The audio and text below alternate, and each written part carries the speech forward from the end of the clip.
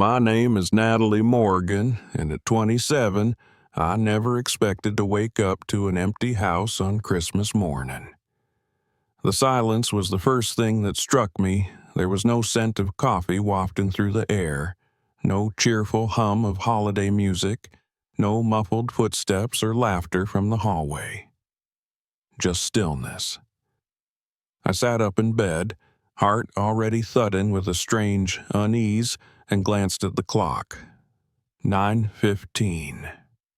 My alarm had failed, or maybe I'd forgotten to set it the night before in my rush to finalize all the last-minute trip arrangements. The house felt wrong. Too quiet, too cold. I climbed out of bed, barefoot, calling out for Mom, for Dad, for Amanda or Kyle, expecting a teasing voice from down the hall or someone reminding me to hurry up. But there was nothing. The hallway was empty. The rooms, one by one, revealed themselves to be stripped of their usual Christmas clutter. Amanda's bed was made, the suitcase she'd kept at the foot of it gone. Kyle's room looked like the usual tornado had hit it, but the gaming console and duffel bag were missing. Even Mom and Dad's closet hung hollow with the absence of their big Christmas coats. The pit in my stomach deepened. They had left. Without me. Downstairs, the kitchen was in disarray. Plates smeared with syrup and crumbs still on the counter. Coffee mugs sitting in a little cluster by the sink. They'd had breakfast. They'd laughed. They'd made memories. And they had gone. I ran to the driveway, still half-dressed in my flannel pajamas, stepping into the cold morning air. 4 vehicles were supposed to be parked here, loaded with gifts, snacks, and snow gear. But only mine remained. I stood there for several seconds, trying to convince myself there had been some mistake, some wild misunderstanding, a miscommunication that would be easily explained. But my phone remained silent. No missed calls, no messages, nothing. I dialed Mom. The call rang 4 times before her voice came through, cheery and bright like nothing had happened. "Natalie, sweetheart, good morning. Did you just wake up?" Behind her, I could hear laughter and chatter, Christmas music, the sound of movement. I swallowed hard. "You left without me." A pause. "What?" "No. We wait. Aren't you in the van with your cousins?" My hands trembled as I tried to keep my voice even. "No, Mom. I'm at home. I'm still here." Another longer pause. I heard muffled voices as she tried to cover the phone. When she came back, her tone was softer, less confident. "Oh, sweetheart, it must have been a miscommunication. We all thought you were in Rachel's car. I'm so sorry. I could barely breathe. Did anyone check before you left? Did anyone even notice I wasn't there?" She hesitated. "You know how hectic mornings like this are. Everyone was rushing. I guess we just assumed." Assumed. I repeated the word slowly as if tasting it. 17 people and not one realized I wasn't there. Not even at breakfast. Not even during loading. Not even during the head count I had specifically suggested. "Natalie, don't be like that. It was a mistake. We'll figure something out. Maybe you can fly out and meet us. We'll talk soon, okay? Reception is getting bad." The call ended. I stared at the phone, then at the empty driveway, then back at the house. I wanted to scream. I wanted to cry. But most of all, I just wanted to understand how I had become so invisible. Just hours before, I had stayed up until nearly 2 wrapping the last gifts, updating the group itinerary, making sure every detail was perfect. I had paid for the resort, fronted the full $15,000 on my credit card, trusting that everyone would pay me back after the gift exchange, just like we did every year. But there had been signs, subtle ones I chose to ignore. Conversations that stopped when I entered the room. Plans being made behind closed doors. My mother asking to borrow my credit card a few days earlier for no reason that made sense. A strange request, considering the reservation was already under my name. My sister whispering with my mother in the kitchen, changing the topic the second I walked in. And now this.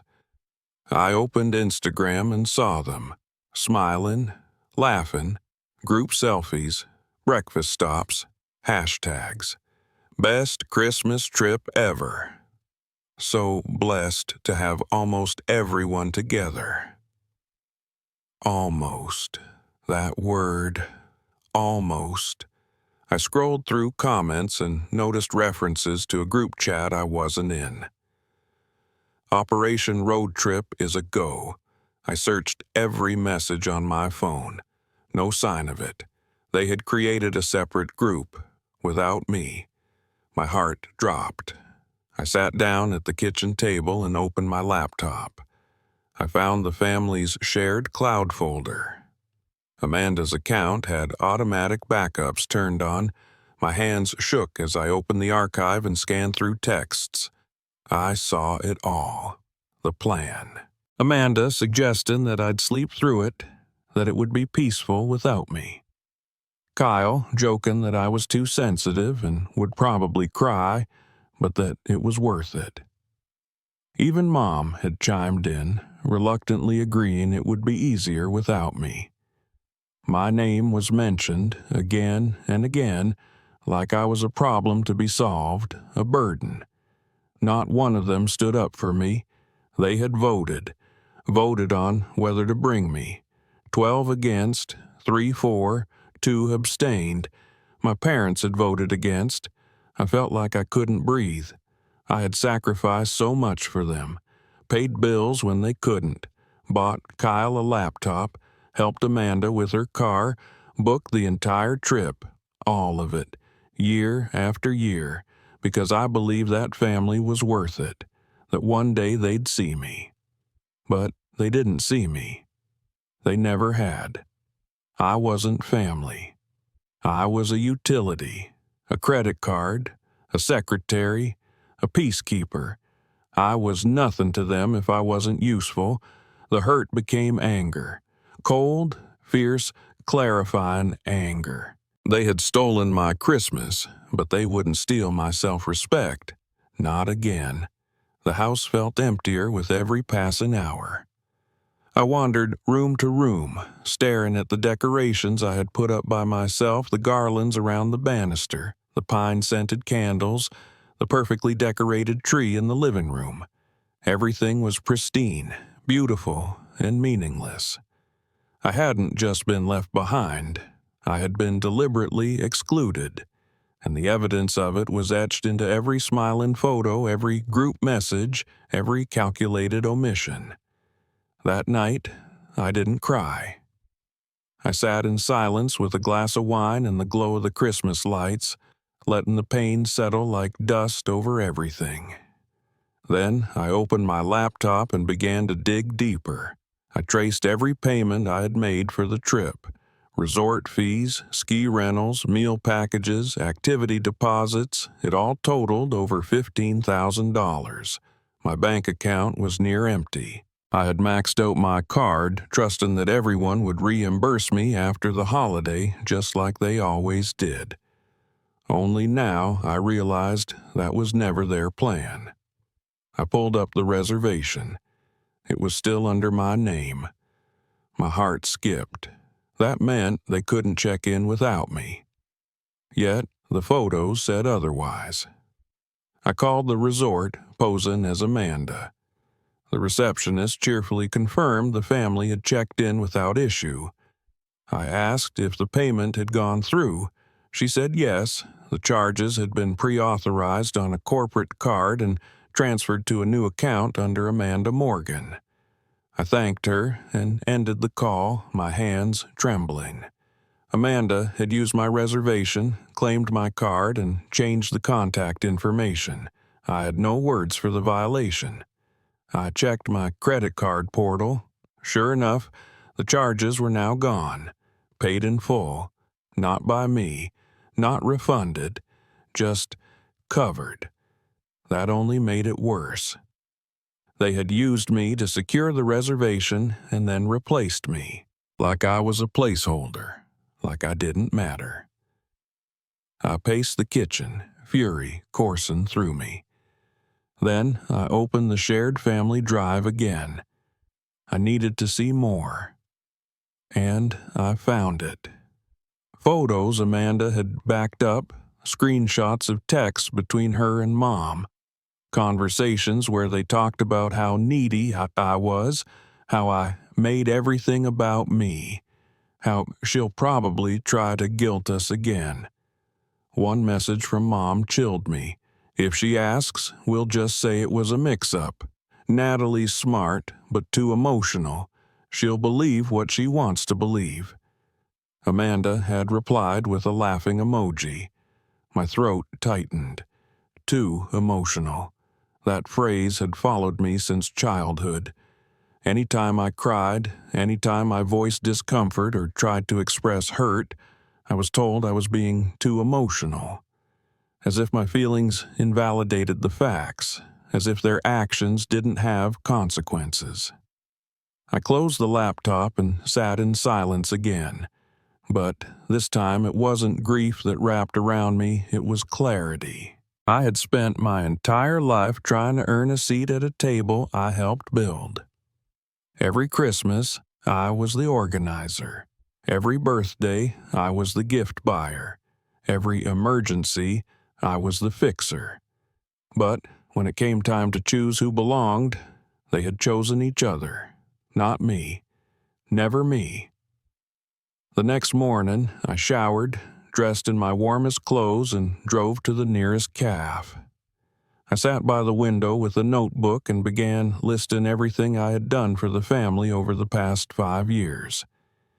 Each loan, each trip I covered, each birthday I planned, each secret I kept to keep the peace. The list was long. When I finished, I drew a line through the middle and wrote in bold capital letters, "Never again." I drafted an email. Calm, professional, final.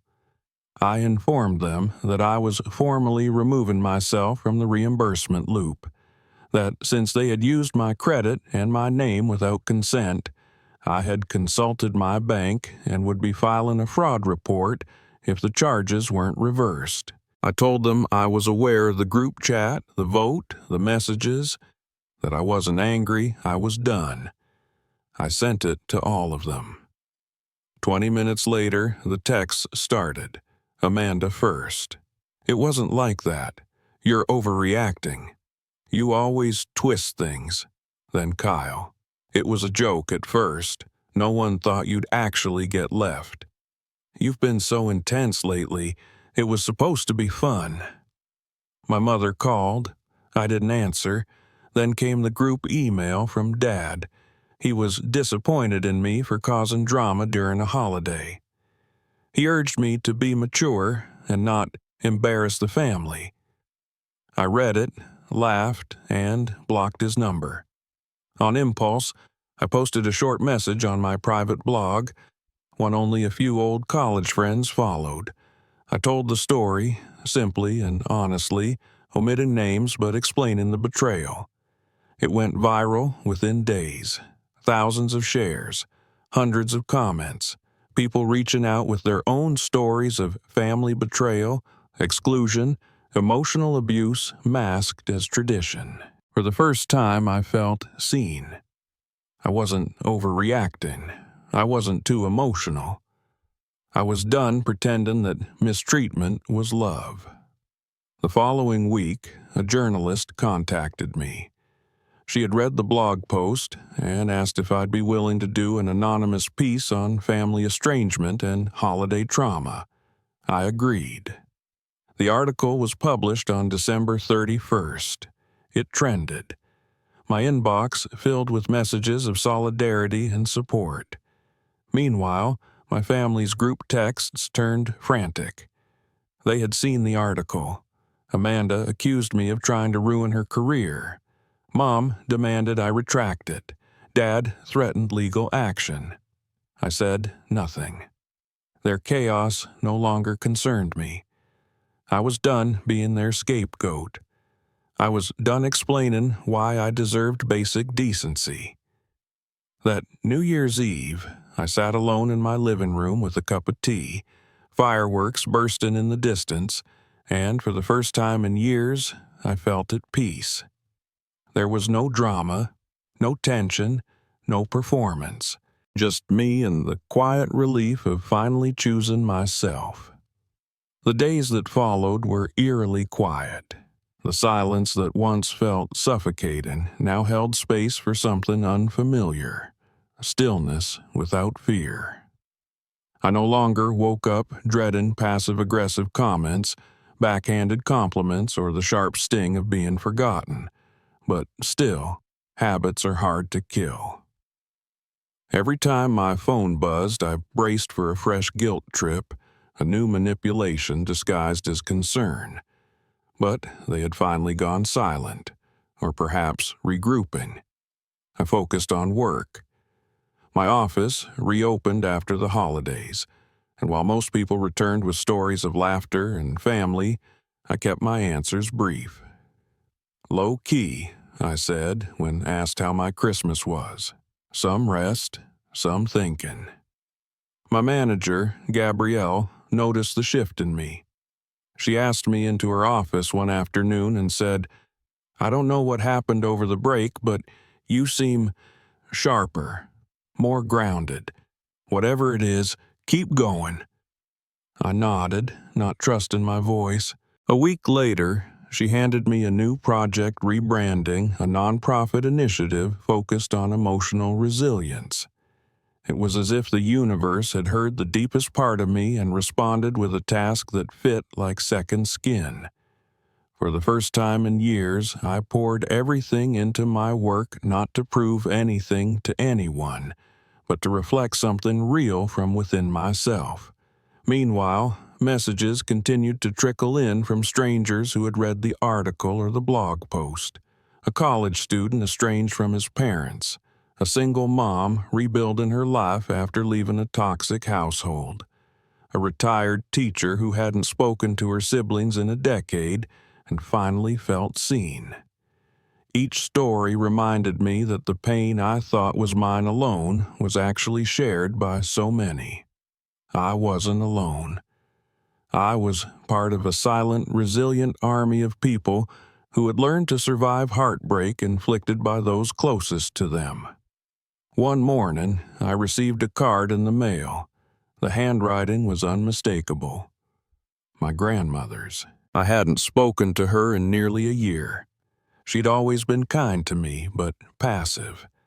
Her loyalty stayed with her daughter, my mother, even when she saw the cracks. The card was simple. I saw the article. "I'm sorry. I should have spoken up. You've always deserved better. Love, Grandma." I held the card to my chest and wept not for her apology, but for the years I spent waiting for one. Some apologies come too late to change anything, but they arrive in time to release a piece of grief you didn't know you were still carrying. In early February, I was invited to speak on a small podcast hosted by a therapist I followed online. She'd read my blog post and wanted to explore the topic of family enmeshment and financial control. I hesitated. Speaking was different from writing. Writing gave me control, distance, but something in me said yes. I sat in the studio, headphones on, sharing my story aloud for the first time to a faceless audience.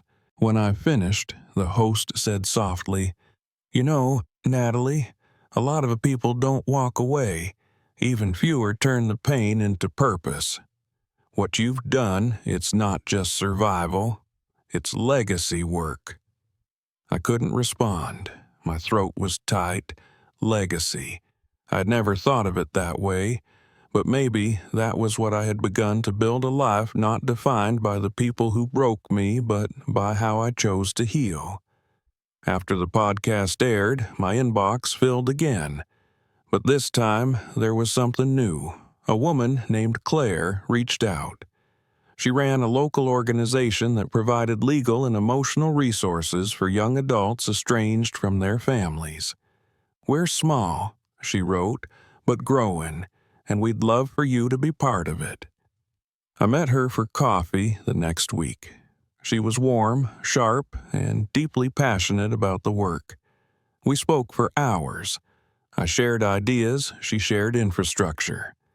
By the end of the meeting, I agreed to join their advisory team as a creative consultant. It was voluntary, but meaningful in a way no salary could replicate.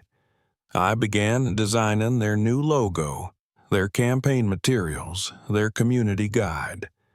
Every line, every word, every color choice was a silent rebellion against the years I had spent trying to belong somewhere I wasn't wanted. Now, I was building a place for others to belong. One evening in March, as I finalized the first draft of our resource guide, I received an email from Amanda. The subject line was one word: talk. I almost deleted it without opening, but curiosity won. The message was short. "Natalie, I know you probably hate me. I deserve it. I've been thinking a lot, reading everything. I'm sorry.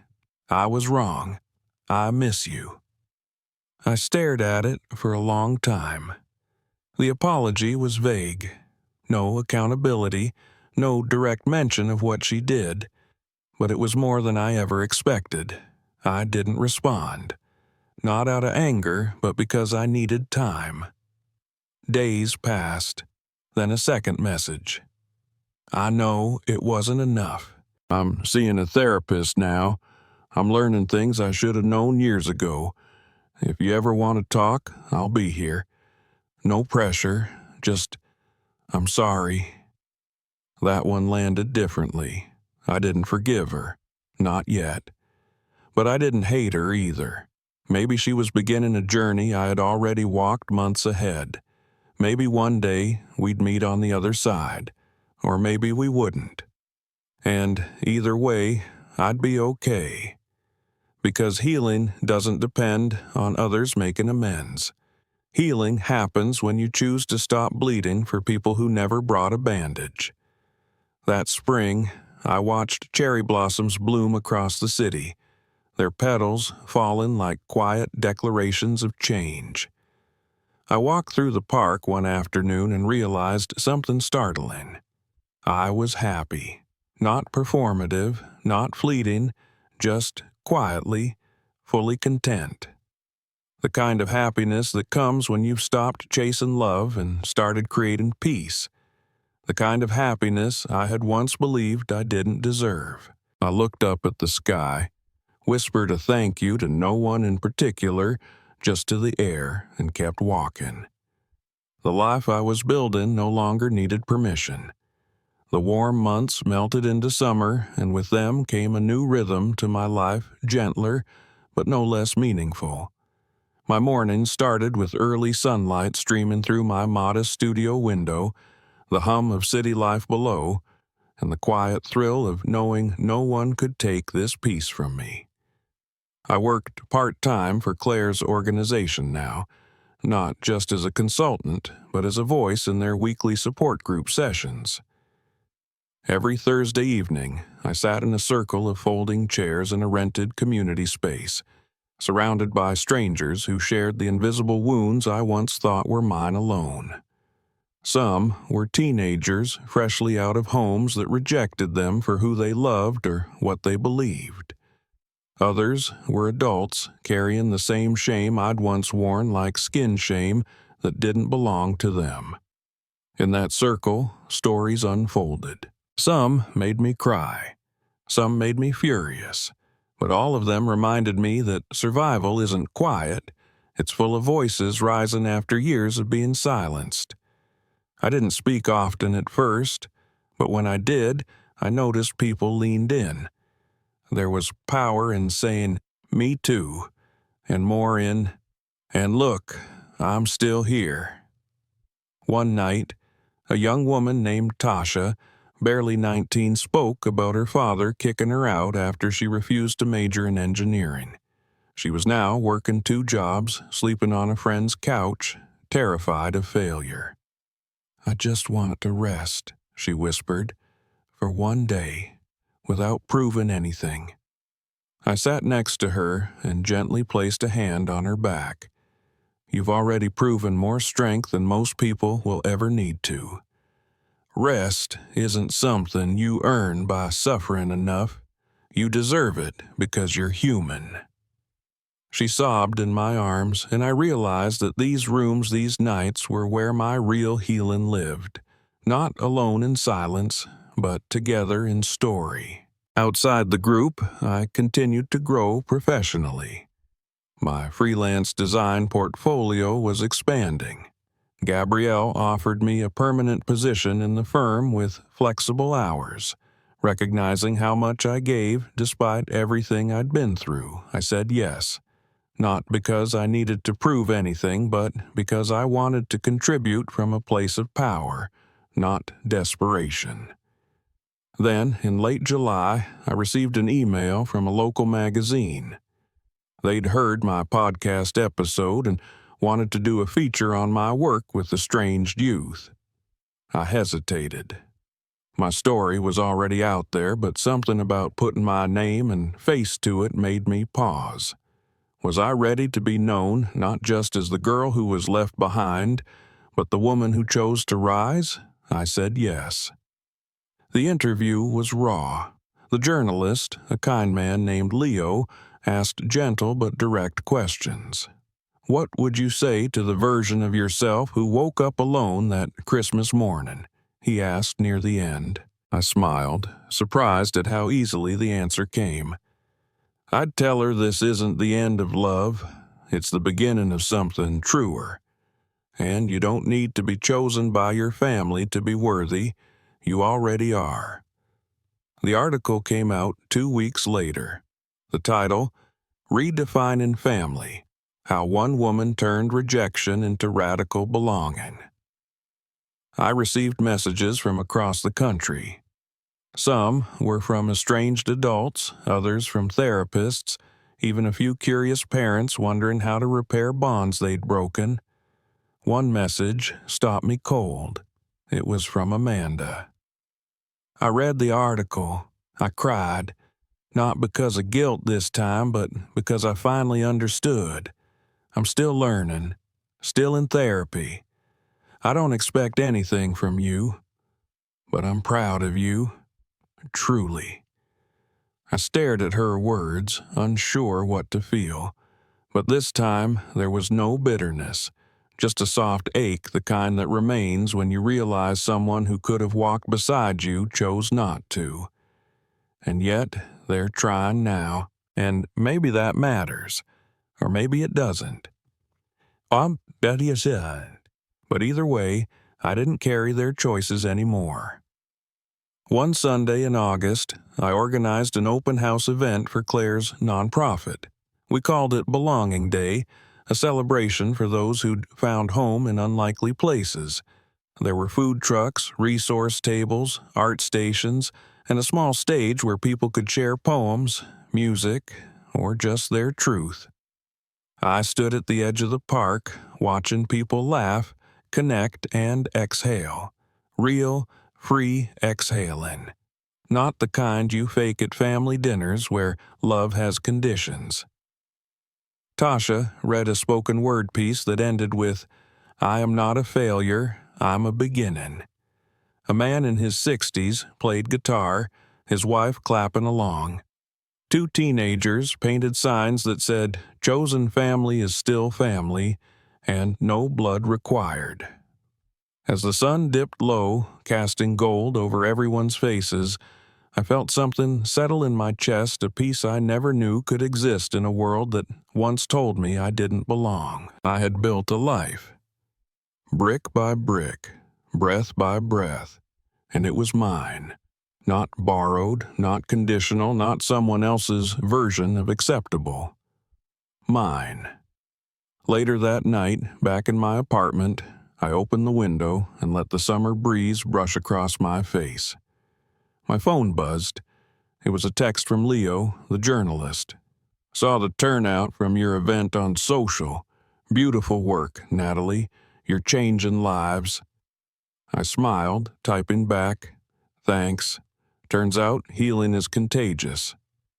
I set the phone down, walked to my mirror, and looked at the woman staring back. Her eyes were tired but steady. Her shoulders, once tense from tiptoeing through her own home, now relaxed. I touched the reflection lightly and whispered, "You made it."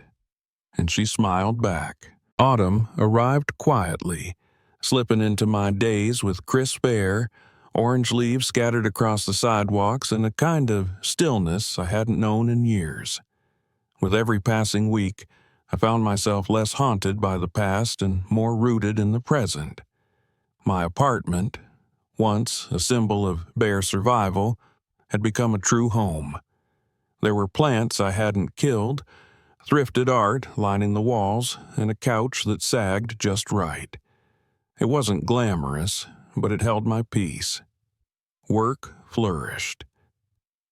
I was designing full-time with Gabrielle's firm, now handling their community-focused clients' mental health clinics, youth centers, nonprofits.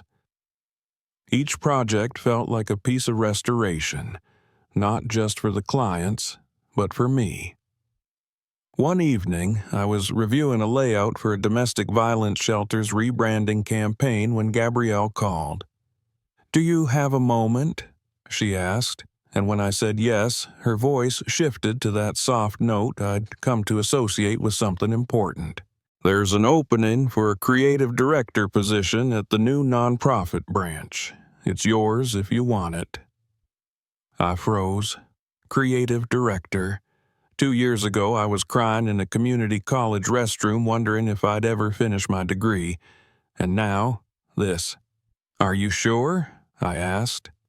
"Natalie," she said, "you've already been doing the job. We just want to pay you for the title." I accepted. Not because I needed the title to feel worthy, but because I was ready to lead without fear. Around that same time, the holidays began approaching again. Flyers went up for Black Friday sales. Coffee shops pulled out their cinnamon-flavored everything. And my calendar filled with invitations from my chosen family. Potlucks, game nights, movie marathons. The ache of last Christmas still existed, but it was no longer the loudest voice. One night, Claire called me. "We're doing our annual No One Alone dinner again," she said. "Can you help coordinate it this year?" I smiled into the phone. "I'd love to," and the dinner was held at a local community center that donated its space each year. Long tables with mismatched chairs, candles flickering beside bowls of stuffing, trays of mac and cheese, jugs of spiced cider. We played music, shared stories, laughed so hard that the walls shook. At one point, I noticed a girl standing near the back, hesitant, maybe 16, oversized hoodie, eyes darting nervously. I approached gently. "Hey," I said, "I'm Natalie. Want to sit with me?" She nodded silently, and I led her to my table where Tasha and Liam were already swapping jokes. I didn't ask her story. She didn't owe me that. I just made space, the way people once did for me. After dinner, as I refilled cider cups, Amanda's name lit up my phone. I hesitated, heart thudding, then stepped outside to answer. "Hi," I said, the cold air stinging my cheeks. "Hi," she replied, quiet. "I just wanted to say Merry Christmas, and I'm thinking of you." I didn't know what to say at first. The wound between us had scabbed over, but it hadn't vanished. Still, I found myself replying, "Thank you. I hope you're doing well." "I am," she said, "and I'm proud of you. Whether I ever earn a place in your life again or not, I just wanted you to know that." I didn't promise anything. I didn't say, I forgive you, but I said, thank you. That means something, and it did. Because healing isn't always dramatic. Sometimes it's just a conversation where no one flinches. That night, I stood in front of the mirror in the community center bathroom, the same kind they have in schools with harsh lighting and paper towel dispensers that never work. And I looked at myself, not to judge, just to see.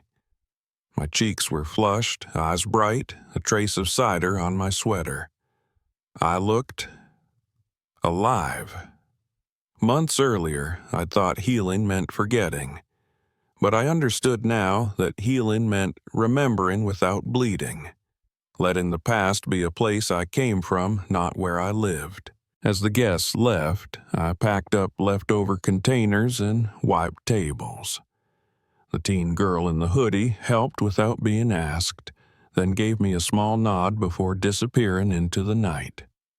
I hoped she knew she mattered. I hoped she came back. On New Year's Eve, I hosted a small gathering at my apartment. Jessica brought hot chocolate and those ridiculous sparkly glasses. Tyler DJ'd using his ancient laptop. Claire gave a toast that made half of us cry. Here's to the family we find, the battles we survive, and the peace we build ourselves, she said. And when the clock struck midnight, I didn't make a wish. I didn't need to. I had everything I thought I'd lost. I had hope. I had belonging. I had a life I didn't need to escape from. And that was enough. As we cleaned up the confetti and half-eaten cookies, I stood by the window watching fireworks explode in the distance, feeling the echo of every version of myself I'd ever been: confused, hurt, scared, defiant, and I whispered a silent goodbye to all of them. I wasn't just surviving anymore. I was living, fully, authentically, and on my own terms. And that was the most radical thing of all.